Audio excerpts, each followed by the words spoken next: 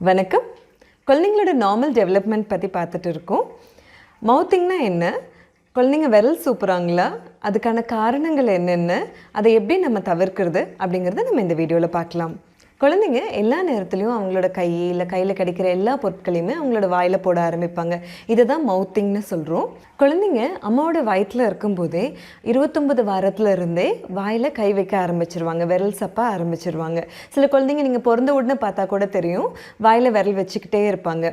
யூஸ்வலாக இந்த மவுத்திங் 3 மாதத்தில் இல்லை 4 மாதத்தில் ஆரம்பிக்கும். 5 மாதத்துக்கு அப்புறமா கையில் என்ன பொருட்கள் கிடைச்சாலுமே அதை எடுத்து வாய்க்கு தான் கொண்டு போவாங்க.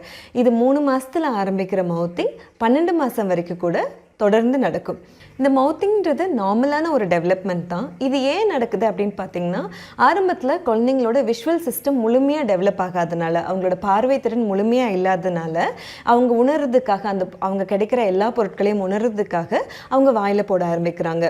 கையையோ இல்லை டாயையோ அவங்க வாயில் போடும்போது அவங்களுக்கு நிறைய சென்சரி இன்புட் கிடைக்கிறதுனால அவங்களுக்கு இது என்ன அப்படின்னு தெரிஞ்சுக்க முடியும்.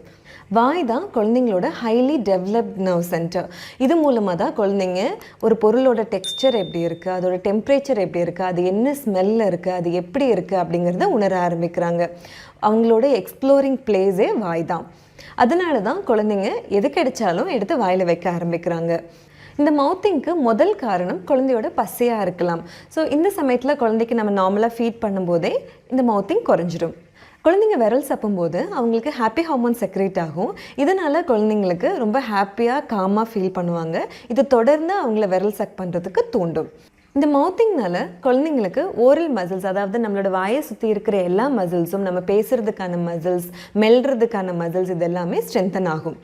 இந்த மவுத்திங்னால நம்மளோட தாடை, நாக்கு, நம்மளோட கன்னத்தில் இருக்கிற மசில்ஸ், இது எல்லாமே கோஆர்டினேட்டடாக குழந்தைக்கு வேலை செய்ய ஆரம்பிக்கும். எல்லா பொருட்களையும் குழந்தைங்க எடுத்து வாயில் வைக்கும் போது அவங்களோட இம்யூன் சிஸ்டம், அதாவது நோய் எதிர்ப்பு சக்தியுமே அதிகரிக்கும். மவுத்திங்கான இன்னொரு முக்கியமான காரணம் என்ன அப்படின்னு பார்த்தீங்கன்னா, பல்லு முளைக்கிறது. இப்போ 5 மாதத்துக்கு அப்புறமா குழந்தைக்கு பல்லு முளைக்க ஆரம்பிக்கும் இல்லைங்களா? அப்போ அந்த சமயத்தில் தாடைகளில் ஒரு குறுகுறுப்பு இருந்துகிட்டே இருக்கும். ஏதாவது வாயில் போட்டு கடிச்சா மென்னா குழந்தைங்களுக்கு பெட்டராக ஃபீல் ஆகும். கொஞ்சம் பெயின்ஃபுல்லான சமயம் தான் குழந்தைங்களுக்கு அது. அதனால கொஞ்சம் குழந்தைங்க இரிட்டபிளாக இருக்கலாம். அந்த சமயத்தில் நம்ம டீத்தர் மாதிரியான பொருட்கள் கொடுக்கும்போது குழந்தைங்க கொஞ்சம் சூதனாக ஃபீல் பண்ணுவாங்க.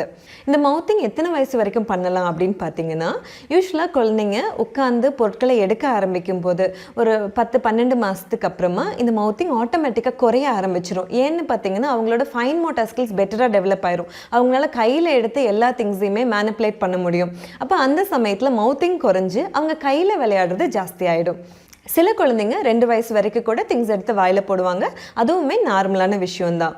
6 மாதத்துக்கு அப்புறமா குழந்தைனால சின்ன சின்ன பொருட்களை கூட எடுத்து வாயில் போட்டுக்க முடியும். அப்படின்றதுனால அவங்கள சுற்றி இருக்கிற என்விரான்மெண்ட்டில் நம்ம ரொம்ப குட்டி திங்ஸ் இல்லாத மாதிரி பார்த்துக்கணும்.